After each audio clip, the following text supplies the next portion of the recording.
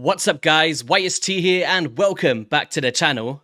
And today I am joined by my good friend and arch nemesis, Mr. Deadwood Jedi. Do you know, I need that as my Well, ringtone, man. I need that as my ringtone, that laugh. I'm gonna crop that out now. perfect. Do it. When you do, send me a copy. Wow. That's great. Friend and arch nemesis. I like it. Can we I feel like we're the eternal rivals, right? Yep. I'm the Sasuke to your Naruto, so to speak. But how's it going, man? It's been a long time since you've been here on the channel. I was actually looking for my videos. I think it's been around 8 months since you came and seen my viewers over here. They've been missing you, man. Yeah. I miss them too. I miss my own viewers for that matter. Yeah, I've been okay. Just dealing with just going through life and dealing with things outside of the game. But I've been, it hasn't stopped my free to play grind. I've been on the horse for that the whole time, just like everybody else. I don't know. I'm trying to trying to sound smart, and of course it's backfiring, but we do what we do. But yeah, it's been, I've been good. The free to play's been good. My account's been good. You and me are in first and second. Our teams are in first and second place, which I thought was pretty remarkable because my whole team, we came in and we said, we just don't want to be last. Mhm. No matter what happens, we just don't want to be last. And now we're up at the top of the leaderboard. Rivals in action, Apollo, Creed, and Rocky over here. We're just, fighting it out for first and second. Uh Never would have expected it. Yeah, no, I think it's the only thing that was expected. Like, when I seen it, I was like, no way, it's just coming again. And my entire team, including Colred, right? He's like, if you don't call out Deadwood Jedi again, I'm gonna call him out for you. Like, I was like, you gotta realize, bro, like, it's not just me calling out Deadwood this time. It would be me calling out an entire squad. And I don't know if I Yeah. want that smoke right now. Right? Insert Anchorman fight gif right here, right? I think is what we're we're looking at, right? Yeah, the thumbnail would just be like me with a black eye, and Deadwood's just knocked me out like Mike Tyson. Oh. No, it's gotta be that the Rocky one where they're both hitting him and Apollo are hitting each other right at the end of Rocky 2, I think it is. You know? Uh, yeah, as you see at the moment, we're actually currently in the clan boss, and this is the team that I've been rocking with. I'm currently doing around maybe about 3 key. Or sometimes, if I get very, very lucky, it could be a 2 key. It's only happened once. Pretty good. But whereabouts are you at the moment in terms of your clan boss progression, and looking forward as well, your future plans?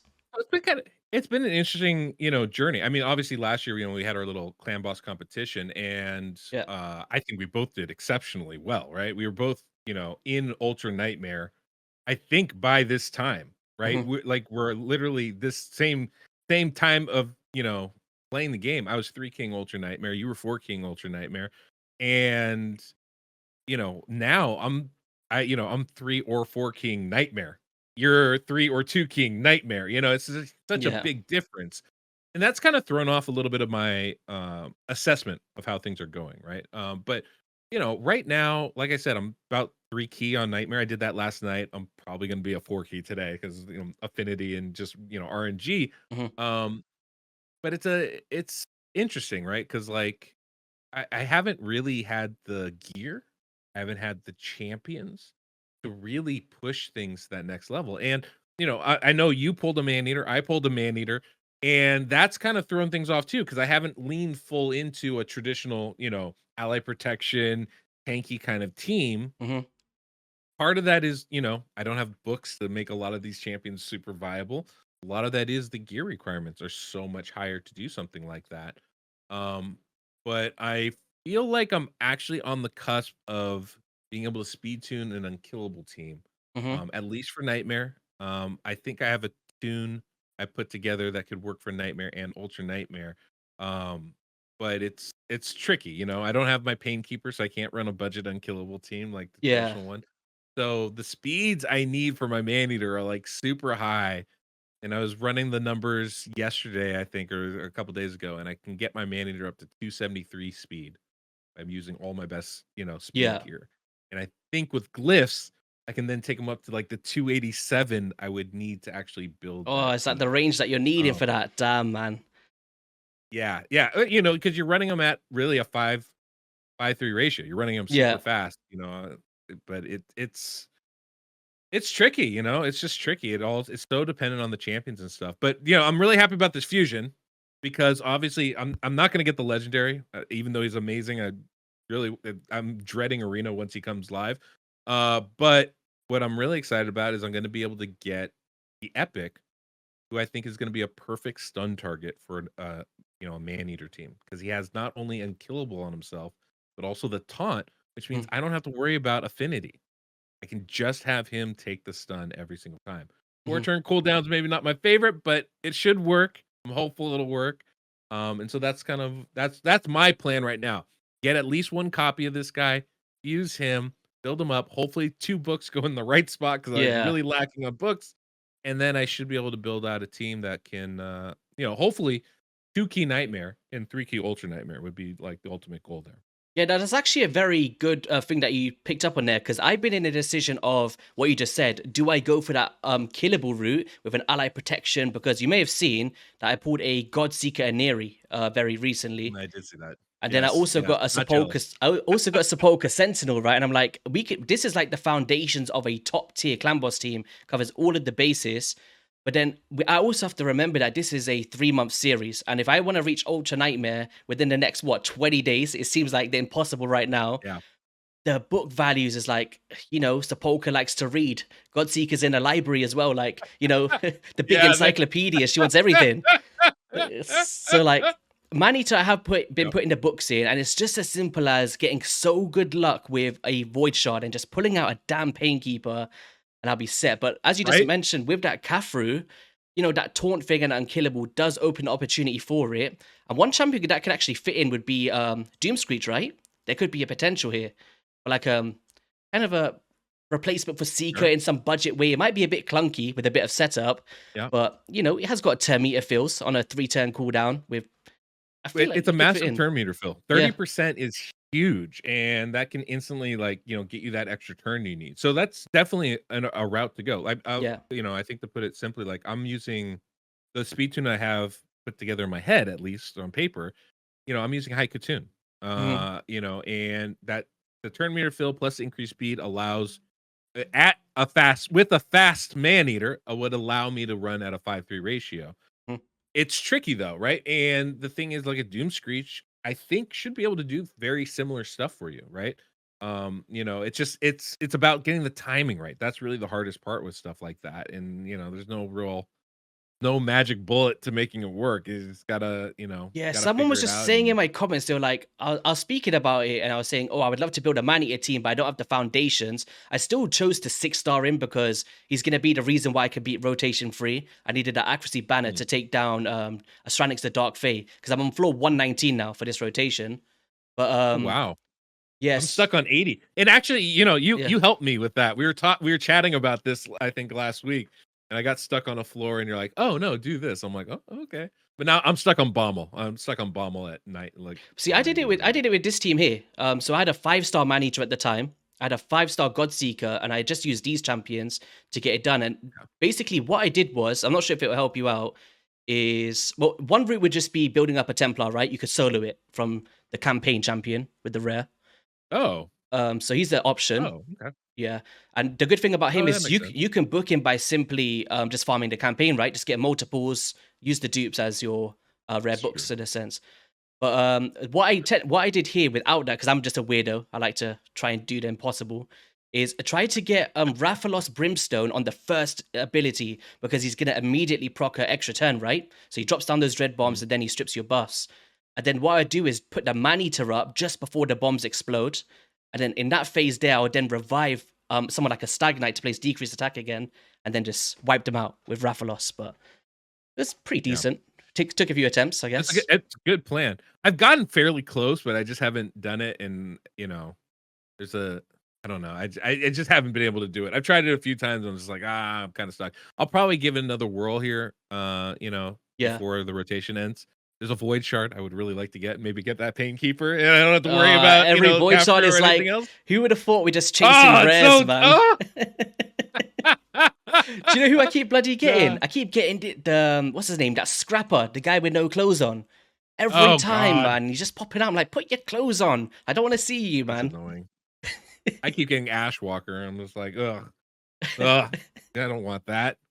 Give me the Oh paint man. keeper. The other one Yeah, is it's that crazy how crucial that is. yeah, that Cataract dude as well. What's his name? Cataract?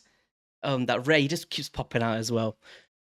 So okay, in terms of other development on your account, whereabouts did you manage to Yeah. finish any of the Doom Tower rotations, or is this going to be your first attempt? I mean, I didn't complete the first rotation, Okay. right? I got pretty far, I thought. I think, around floor 100 or so. Yep. But this one, like I said, I'm stuck on whatever floor 90, I think it is. Hmm. Uh, nope. Yep, floor 90. That's where I'm stuck. So, I don't know that I'm gonna be able to pass that. And even if I do, I struggled with Astronix the first time. I don't know that I can take her out the second time. So it's gonna be a challenge for me. I really would like to climb though, because there are some delicious rewards, not just the Void Shard at Yep. 90, but also that epic book at 100. Because books, man, books. Without Yeah. taking down Ultra Nightmare and Nightmare every day, like, it is rough, very rough getting those books, and, like, I got a Geomancer first time through it, Geomancer, damn, but yo. Do you know, I'm scared. I was thinking in my head, like, do I call out Deadwood for the people today? And I'm scared. Like, Geomancer is, damn, that's like every player's dream, right? Every pop. Yeah, especially and when a man-eater team, is there a better combination? So, like, there's 2 great things, like, Geo is, like, the perfect champion to pull for this particular, challenge that we're doing. Hmm. Because not only is he perfect with a man-eater, right? Because 'Cause you're talking about passive damage, it's all unkillable, not block damage, so you're constantly soaking up more damage and reflecting it back. But on top of that, he's got that HP burn, and he's got that weaken, Hmm. makes him a perfect pairing with Rathalos. Oh Like, yeah. absolutely perfect pairing with Rathalos. Rathalos's A2 ignores defense, so decreased defense is, less useful. Hmm. But his A2, but he still benefits from the weaken, and obviously the HP burn for all of his attacks. So it is a really good comp. Like, I got super lucky with that. But the flip side of that is, of course, I can't book him. I can't book my freaking Geo, Hmm. and that drives me up a freaking wall because I don't have, he's like a 70% chance to land his HP burn, Hmm. which is just, you know, there's very little more frustrating than that. Yeah, and Um, you and got he the likes to read as foundation. well. Wait, so you got Vogoth as well and Geomancer. Bommel should be an absolute breeze. I'm not as good at Doom Tower as you, Do okay? you know Not what, guys? everybody's We're a gonna be freaking heading over to expert. Jedi's channel after this, right? And we're gonna see how easy it is for his account to do it. Have you got your Geo? Oh, look, he's level 60 as well. Oh man, there's no way you've been on All Bommel right, with these when we two. go to my channel, I'm gonna try and entice YC to help me get through Bommel. Claude Beast Feed is a very interesting choice. Do you want to walk us through your decision on that one? Because 6 stars are so hard to get, right? And making those decisions are like a big thing. So where's he from again? Ogren's, right? So what are you loving Yeah. about him at the moment? Just the decreased crit rate stuff. Well, actually, he does so much. You would be Yeah. shocked at how helpful he is. That's his A3 is the biggest thing, Hmm. right? There's two aspects to him that really made me want to rank him up. At the time, I was like, I need one speed champion, right? I need somebody that does speed for me. I had Haikatoon and I had Claude. Those were my two choices, Hmm. and I felt like it was kind of a no brainer to go with Beast Feeder, even though I knew Claude would eventually be in the Clan Bus team most likely. But I was like, Beast Feeder definitely is a choice right here. Hmm. The biggest reason why is one, the shield is really nice, right? A little extra protection.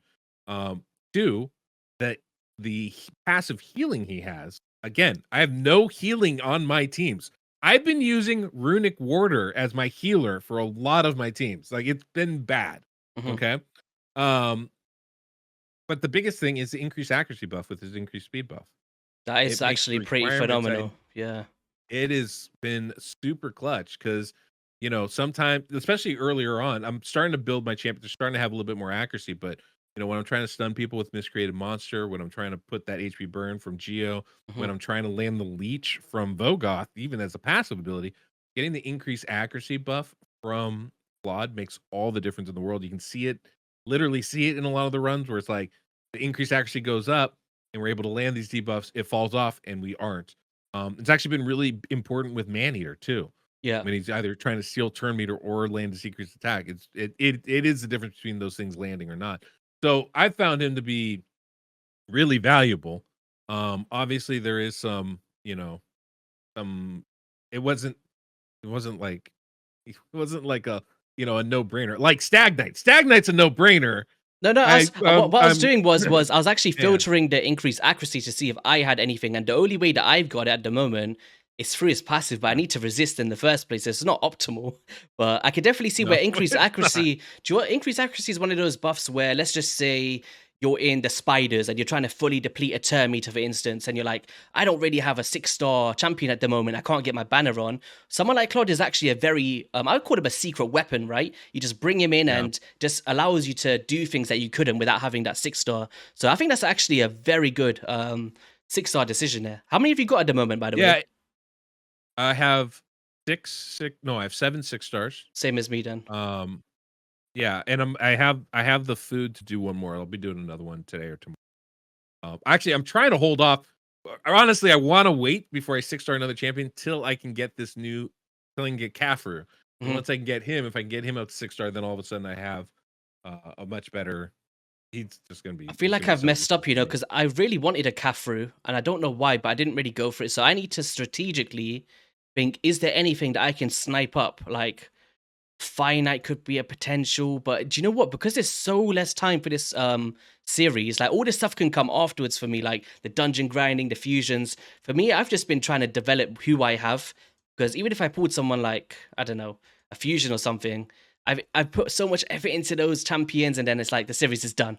You know what I mean? Yeah, yeah, So yeah, yeah, yeah, yeah. I know, I know. it's a tough one. I've been, yeah. I mean, that's the thing is like I blew my load trying to get the queen right Hmm. on the first fusion, and I just didn't have the resource. Like I realized pretty early on I didn't have the resources. I just spent all the gems, all the shards, all that stuff I was saving up, which is fine. But now I didn't save for this one. I didn't save anything for this one, so this has been a struggle. I have 50 fragments. I don't know how I'm gonna get the other 50, but I'm like trying to like. I feel like the artifact enhancement I can do Yeah. that right now. I'm trying to grind some for the training tournament because I would really love to be able to get this champion.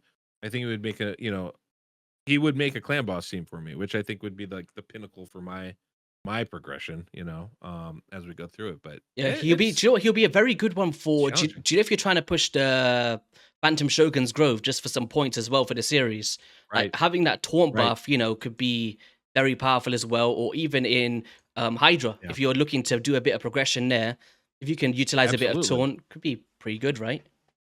I was able to get the bottom chest in Hydra last rotate, this Oh, I last week. felt So I was just like, short, yeah. man. Do you know what? Do you know Colred in my team, right? He managed to get the Yeah. Archer, and I I thought, saw that. freaking bonkers, man. Like, he's literally got a 2-turn provoke AoE with Hex, with stuns for waves, decreased speed AoE, Yeah. increased accuracies, heals everywhere. This is like the Well, I mean, ultimate champion, man. but he has no books, right? I mean, like it is like a little half of one, six dozen of the other. But I mean, it's Yeah. still I would much rather have that champion with no books than not have that champion at all, right? Like an absolutely When I insane seen Hydra competition at whole the end, I turn. was like, yo, Colred, listen, bro, I can't even I can't even do the bottom chest. Help me out, man. So I'm happy. You're in. You're in. We're tapping you. You're going in. Yeah, absolutely. Double tap. I We have could to take ask, both. Go on. did you guys have any strategies for the competitions? I know clan bosses, the last one, we have Hydra obviously the week after this, but we have clan boss coming up for tomorrow. Did you guys strategize at Oops. all in your approach to things? We fell to third. What? What's happening right now? Shocking. Yeah, no, How dare I was they? just bringing it up because of what you mentioned. I would say yes, there was a lot of strategy in the beginning. We was thinking, we kind of seen who would we think would be pushing for certain events. Like we knew that Mullet Reaver was at the top of everything, and if he's going to be going first, like Yeah, maybe just let the heavy hitters take their shine, and then hopefully towards the end we can bag up a few points. One thing that I thought was really cool is that everybody gets points regardless of placement, even if it's 50 or 100 points. Like if you're like fifth or sixth, just strategically trying to be like, oh, can we get like an extra 100 here? Can we get an extra 150 here? And then trying to leave yeah. some people for. I think the biggest issue for us is Clan Boss because no one's really pushed past Nightmare.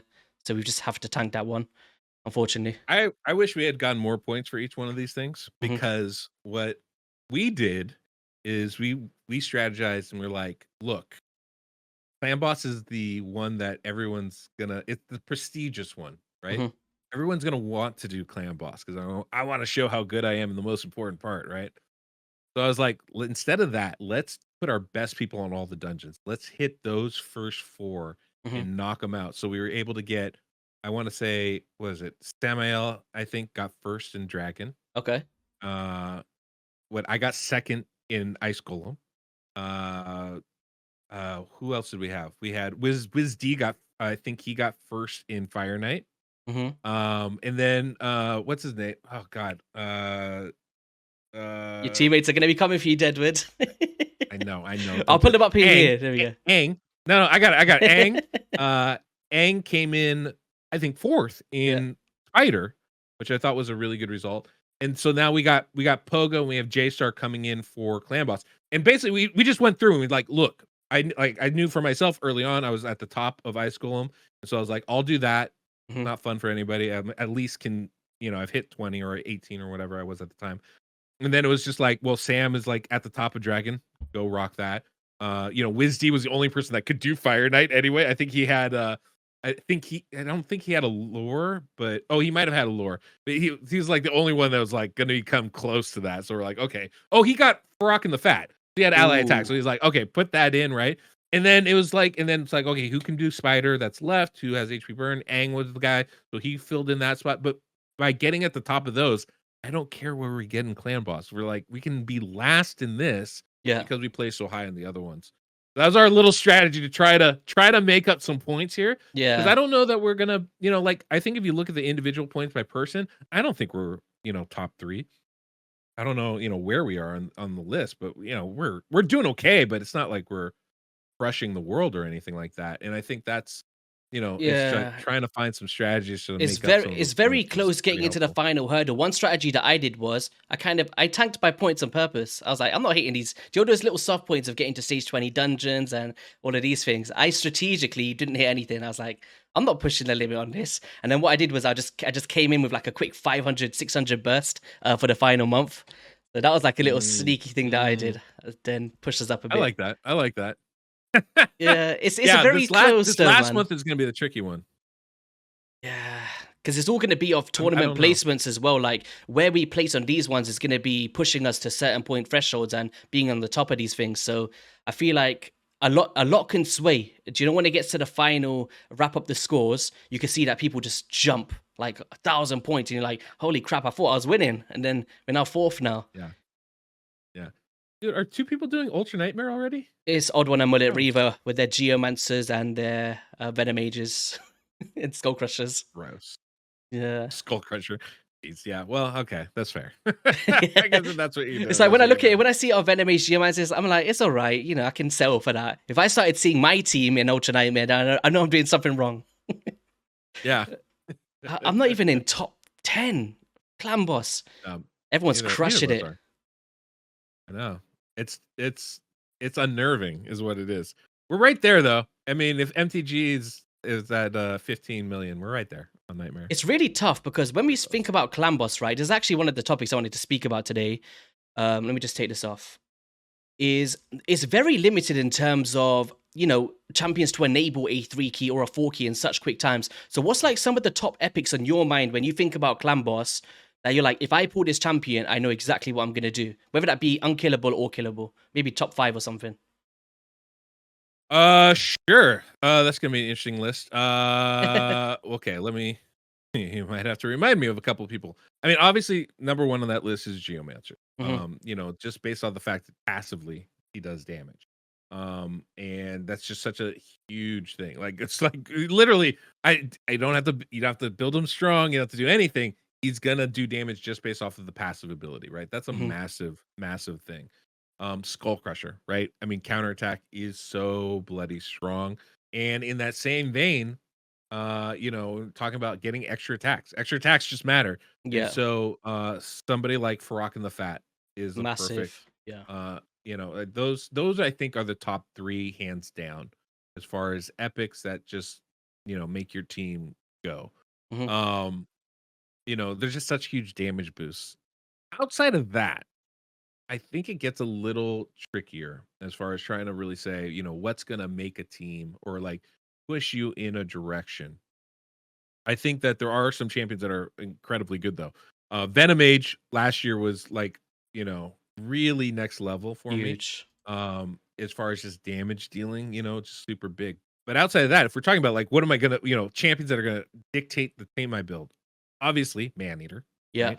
You get a Maneater, you want to build that unkillable team. Just unkillable makes everything so much easier. Um, Normally, if we're talking, I would say mid to late game, we would be including Demitha in that role. Yeah. But the problem is Demitha takes a lot of requirements to make really effective unless you have Very two of them. speedy, man. Like on my just to put into Very perspective, right? speedy. I run a team on my main account without the speed lead. And it's basically Seeker and Demitha, right? With just double DPS. And I'm having to run at 315. Like, if I was trying to do 315 speed on the free to play, there is no chance. Even with Yeah. the speed lead, when you're running like the myth air with Deacon Armstrong, Mhm. right? You're still talking 280, 290 speed. It's not small. So attainable, right? I'm trying to run a man-eater at 287. So attainable, Yeah. but that's one of like 3 champions that need to be that fast. So it can get really, really tough. So I wouldn't really say that she's going to dictate the way you build your team. I think she's more supplementary, right? Yeah. With She can help you block damage for one attack. She can help extend the duration of your buffs. Lots of really good stuff, but not going to dictate your team. Mhm. Skull Crusher is somebody that will. You have him with counterattack. You're automatically thinking, I'm going to build a sustain counterattack kind of defensive type team. You can put him in an unkillable squad, would work that way, but he's probably going to dictate the way you build your team. Yeah. So you got Man Eater, you got Skull Crusher. The other champion I think I would put in this category is probably Deacon Armstrong. Yes. Again, going 2-1 ratio is really, really hard and speed intensive, but champions like Deacon, champions like Seeker make that a lot more attainable. The great part about Deacon is he gives you not only the decreased defense, but he also gives you that leech in addition to the speed boost and the speed aura, which makes building everything a lot easier. So he makes it a lot simpler because he's providing so much other stuff for your team. The leech allows you don't have to worry about healing. Yeah. The extra turn, obviously, 2-1 ratio is so massive. Decreased defense. So you're all of a sudden taking away requirements from your other champions, right? I don't have to worry about healing. We've got leech. I don't have to worry about decreased defense. We have Deacon, Yeah. right? So I feel like he's somebody that can kind of dictate the way you build a team as well. But I think the only other champions I would really include on that list of like who's going to dictate a team would be in general an ally protection champion. I do think specifically Jareg is extremely good for that. Jarek is, And I think he's very slept on nowadays, I think. very slept on. Because there's a lot of them that feel a He bit just outdated, right? And it's like, there's better options, like such as the Rearguard Sergeant, right? Great champion, but I always say, oh, there's like a right, better option. But I feel like Jarek does what he does very, very well. Where is Jarek, by the way? I keep forgetting, 100%. man. Is he? No, He is Lizardman, yeah, yeah. No, but he is nice. absolutely top tier for this kind of a role, being Mhm. able to give you increased defense, the ally protection, but the healing in his passive ability is such a massive thing. Mhm. It's just such a massive ability boost, right? So that is one of the things that's so nice to have with him. Massive aura as Um, well, right? 33% on an epic is yes, wild. yeah. Well, it brings decreased attack on his A1 as well, right? Yeah. He's really bringing the full picture right there. And I think maybe the last one, and you probably would be able to tell me this more than I could. I think maybe the last one is Sepulchre Sentinel. Mhm. Um, Finding a champion with a 2-turn block debuff duration is so difficult. But then on top of that, having a very complete kit with the decreased attack, the increased defense, Mhm. and his the passive ability, which is pretty nuts. I think she's really gonna help, really gonna kind of, Yeah. decide your team in a lot of ways for you and be extremely good at it. Do The you know what? fortune cooldown kind of sucks. You have to build her fast, but My one downside of Sepulchre Sentinel is I wish she had bloody Tyrell's A1. She looks like a double hit chance to place yeah, a decreased attack. That's like every time I yeah. build her right, I've always found myself having to redo a run because she doesn't place it. It's like, do I need to bring in another decreased attacks to kind of make up for it? It's a good chance though. It's just not 100%. It's not Yeah, consistent. no, you're Yeah. right. The hard part about a lot of these champions is, we look at them and we evaluate how good they are, but it's a lot of times we do that under optimal circumstances, right? And this is the difference Yeah. between the free to But her, play like and what like you our just main mentioned, account. like you just mentioned with the Skull Crusher and the Farrakhan, this is where someone like Sepulchre Sentinel does come to fruition for me because you're now getting these extra attacks and more chances to place these Extra debuffs. attacks, Yeah. yes. Yeah. I was literally talking yesterday with Pogo about his, clan bossing because he's doing the competition, he asked for a little advice, Okay. and one of the things he was trying to figure out was what damage dealer is he's gonna bring in because he has Rathalos, he has Kale, he also has Frozen Banshee, and I was Hmm. like, "Look, Frozen Banshee, everybody loves Frozen Banshee. Everybody's like, 'Oh, Frozen Banshee, she's the greatest,' and I'm always like, let's pump the brakes on that a little bit." Yeah. Because the big problem with Frozen Banshee is that unless you have extra attacks, she's Yeah. not that good. She's okay, she's not bad, and probably on par with Kale, but, like, without the extra attacks, her value just plummets because you have to the poison sensitivity has to be on, and unless you can keep that on for the full time, Hmm. those A1s aren't being you're not being able to use those all the time, right? So it's like, she's good, but, like, the difference between having in a full cycle, she has 3 turn cooldown on that Yeah. sensitivity. So in a full cycle, going at a normal 1-1 ratio, she's only putting up 4 poisons, Yeah. for the 3 attacks the clan boss makes. But if you can get counterattack in there, those 4 poisons turn into 10 poisons and or 10 poisons or 8 poisons, right? And all of a sudden, like, her value just skyrockets, literally doubles or better, right? Yeah. And so for me, that's such a huge difference. Just a huge, huge difference maker. Yeah, I was actually in And two so I minds about building my Frozen Banshee for that reason because one of the turns is placing the sensitivity, and let's just say you get 3% resisted, right? It's like definitely happened to me, and you just have to sit there for yeah, like 3 turns and place no poisons, and it just becomes like just a default, a GTA starting yep, character, just nothing. yep. Uh, okay, in terms of Yeah. like buffs and debuffs, very briefly, let's just speak about maybe early to mid game here. What would be like the core focuses that you're looking for in terms of buffs first? Like this is like the things that you are really looking for. Yeah, 100%. Well, the thing I think early on, like, especially like where we're at right now, right? We're Mhm. like we're at brutal, we're struggling on nightmare. Yep. It's like I'm actually being able to start choosing some champions for my team. The number one thing is survivability, right? Hmm. I mean, primarily you don't have the gear to build your champions to do raw damage, right?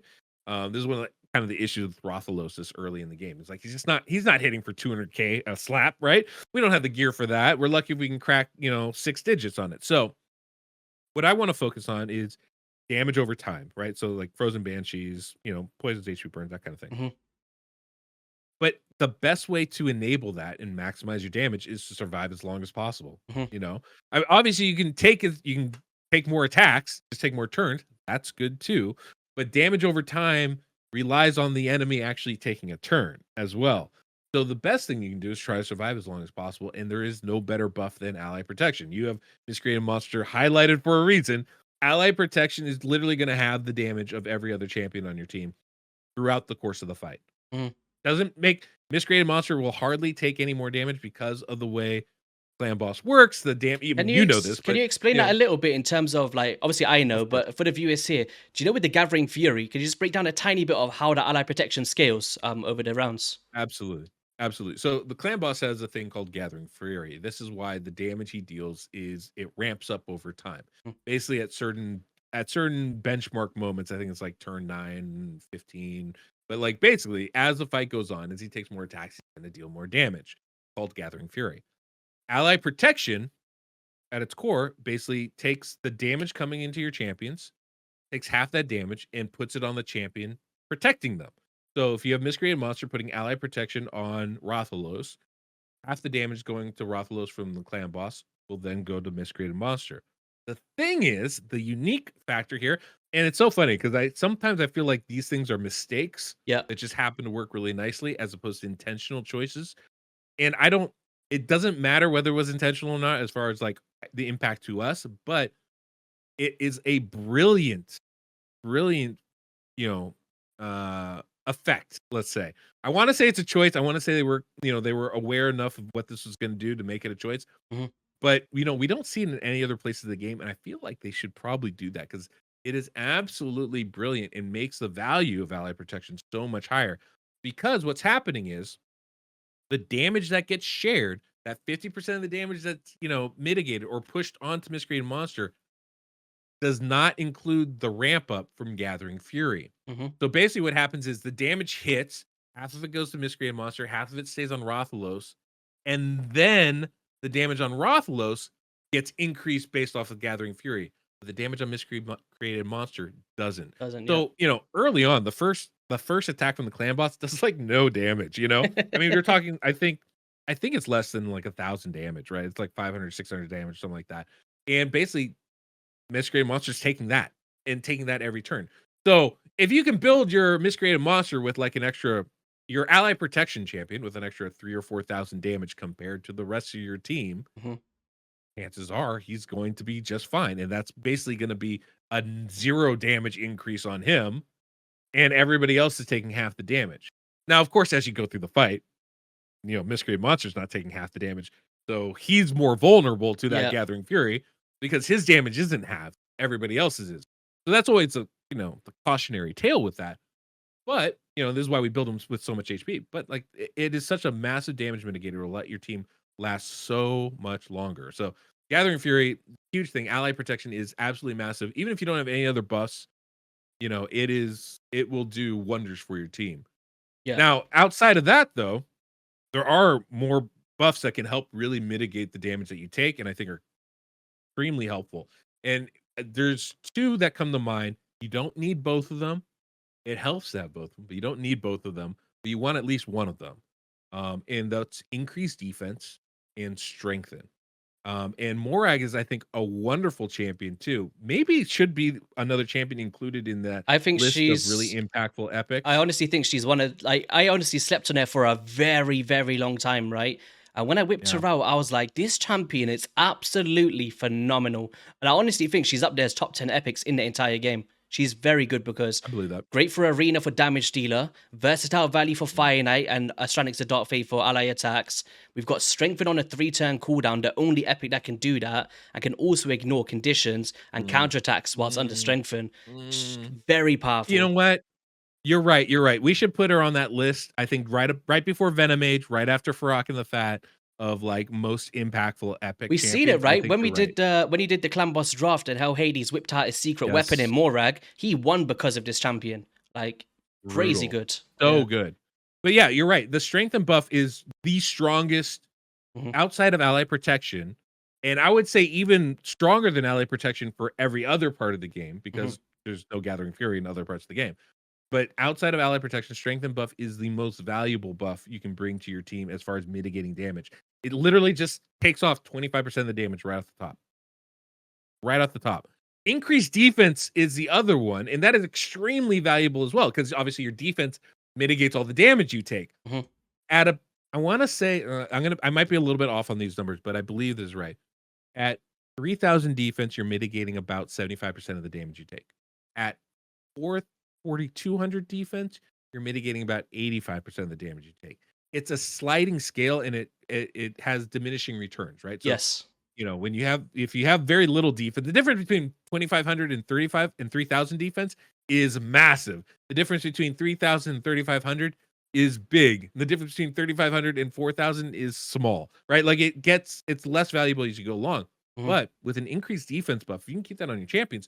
Now you can build them at a much lower rate and all of a sudden mitigate a heck of a lot more damage. If I'm building a champion of 3,000 defense, which is kind of the benchmark, Mhm. typically that we look for, with an 60% increased defense buff, that is adding 24, 60. That's adding, what was that, 1,800 defense? So that's taking from 3,000 to 4,800 defense. That's literally changing your damage mitigation from about 75% to over 85%, Yeah. right? So it's a huge damage reduction and can be really, really valuable for your team as far as surviving. You really start to see the impact of that with the Gathering Fury because like that damage just ramps up really fast. So every bit of damage mitigation you get makes a huge, huge difference on your team. Yeah. Strengthen obviously is better than that. Just cuts the damage by 25%, but it is a massive, massive buff. Both of those things I think are really, really huge. Mhm. And those for me are the three biggest buffs you can bring for your team. Yeah. Obviously, things like increased speed are super valuable because the more attacks you make, the better. Counterattack is obviously massive, but it's just so rare. I didn't really want to include it in this. Yeah. And the only other thing I would really think of is obviously block debuffs, but that comes in later, right? Like I can't worry about affinity in the early parts of the game because I'm just trying to survive, right? Mhm. Eventually, once you can survive and do consistent damage, then you want to start worrying about blocking the debuff so your damage is consistent regardless of affinity. And that's where a champion like Sepulchre Sentinel really Yeah. comes in, really starts to shine. Yeah, it's Yeah, cool because like I when think once you start actually blending all of these components together, like if you start having your increased defense, your strengthens, your ally protection, and you've got your right speed tune around your composition and everything's flowing, you'll see that over time, like you might not be dealing the most instant damage that you may have seen on your clan boss teams, but because you're surviving so much longer, like Deadwood said, all of those War Master hits, those raw hits, those poisons, it's just gonna ramp up yeah. and lead you to a better damage over time. And that's kind of the route that I was going before pulling the Man Eater, and now we're kind of in that phase of gambling the void shards. We're in the in between stage You're here like, right what do now. we Yeah, do yeah, here? So in terms of debuffs, like just to break it down simply, poisons very very powerful, right? You want to bring that in, especially early game. huge, Decrease huge. attack, decrease defense, of course. Weaken as well. Amplify your Mm. damage as well as Yeah. brimstone. I think is one of the most good things. It's not an It's actual debuff, but so OP. it's like It's so OP though. yeah. Like if you could bring Brimstone into your team, it's a no-brainer. You're just gonna add it. Like on my team right now, I think it gives me about 1.5 to 2 million damage, and I'm only doing about 13 million. So, I if you mean, think about it, you can break it down by individual hits, right? I think yeah, Brimstone does about 250K right 50,000. on Nightmare or something, Hmm. right? So you're talking 250,000 poisons. If correct me if I'm wrong, I've been getting this a little bit off, but I believe on Nightmare, I don't know if there's a difference between Nightmare and Ultra Nightmare with it, but on Ultra Nightmare, I know it's 50,000 damage a pop, right? Yeah, For poison. I think So it's you're getting five with sensitivity. I think on Nightmare it's 6 to 50. 6250. Yeah, 6 to 50. Yeah. Yeah, so obviously, if you want to factor that in, but like if we just say, hey, it's worth 5 poisons, is how much damage you're getting from Brimstone. brimstone. I think that just shows you, that this is how important that is.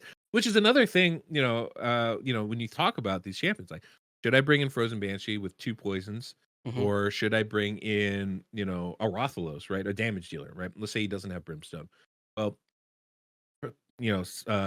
Frozen Banshee is doing 100K. Each of those poisons is 50,000 damage, Hmm. right? They do last 2 turns each one too. So it's like, look, if it's literally a straight 1-for-1, am I doing 100,000 damage with every hit from Rothalos? Is that what I'm getting? The War Master procs are gonna equate, right? Yeah, I don't get any raw damage from Frozen Banshee, but like that's really where the balance comes in. This is why poisons and stuff like that are so valuable early on because you don't have to. I don't have to build them to deal damage. I can yeah. literally build them to survive and last longer and do more damage over time. Whereas with Rothalos, I have to build them to hit hard. That can get a little bit trickier. Hmm. Which is why, obviously, unkillable is so valuable because I can build them to they will survive anyway. So I can Yeah. build them for damage and to bring in the poisons or whatever I want to do. But yeah, it's that's the way you go. Yeah, and Brimstone's massive. one other OP, last thing yeah. that I wanted to say here is the leech debuff as well. Like we've seen with Deadwood's team earlier, like being able to have this on the boss allows you to heal by 18% of the damage inflicted and allows you to move away from stuff like that lifesteal gear. And you don't want to be set there in lifesteal the whole time. You can start moving into Star War or Guardian gears and just healing by the values, which can scale off your War Master procs. So the leech is Mhm. very powerful if you do happen to bring it in. But for this challenger series, we're very limited in terms of leech options, right? There's not a lot from the epics. That has their value.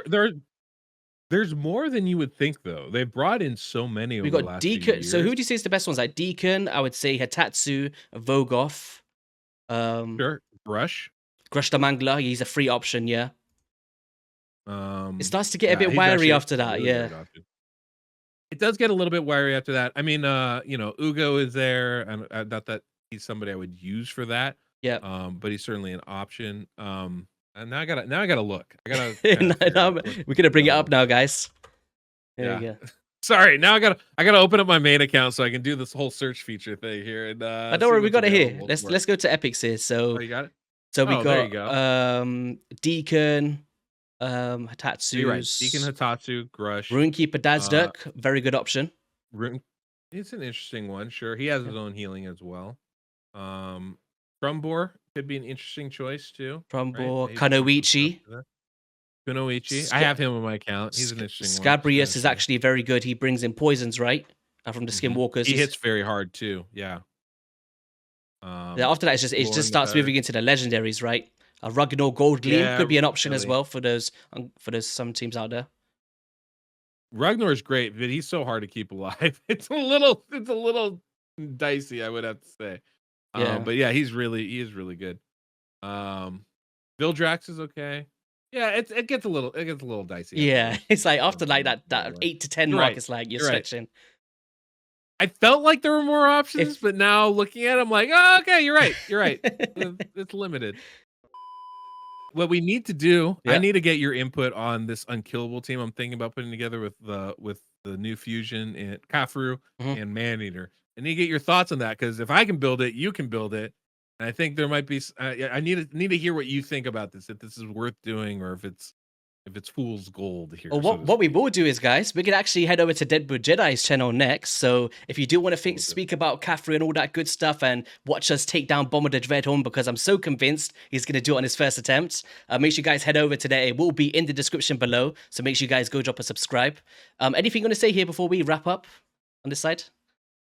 No, I mean, yes. So many things I want to say. Mostly, thank you for having me on again.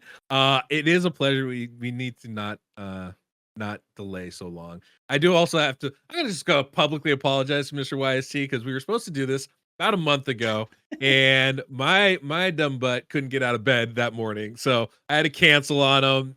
Screwed up his whole schedule. So apologies for that. Apologies to your viewers for not being able to interact. But it was so funny, right? Because I said to my wife from the day before, I've got Deadwood coming on, right? I've got this video going on, and I planned my whole day. I had my haircut, I had everything planned out. Right? I had my OBS up, my lighting on, I was ready, had my shower, and I was like, 4 o'clock, here we go. Where's Deadwood? Looking around, I was like, God, he's sleeping, ain't he? Yeah. This is where time zones really mess us up, man. Yeah, no, it's crazy, guys. It's like something like 8 hours difference, right? It's nuts. 8 hour difference. Yeah, exactly. Like, what time is it for you right now? 10 in the morning. It's 5 p.m. here for me, so I'm like about to go to bed, and Deadwood's just he's just coming alive out of his. We only have this sweet 4-hour window for everybody to get together and do things. So yeah, it's always a little challenging. But all right, guys, that is going to be all for today's video, I guess. Make sure you guys come join us on Deadwood Jedi's channel, and we'll see you all in a video soon. Peace.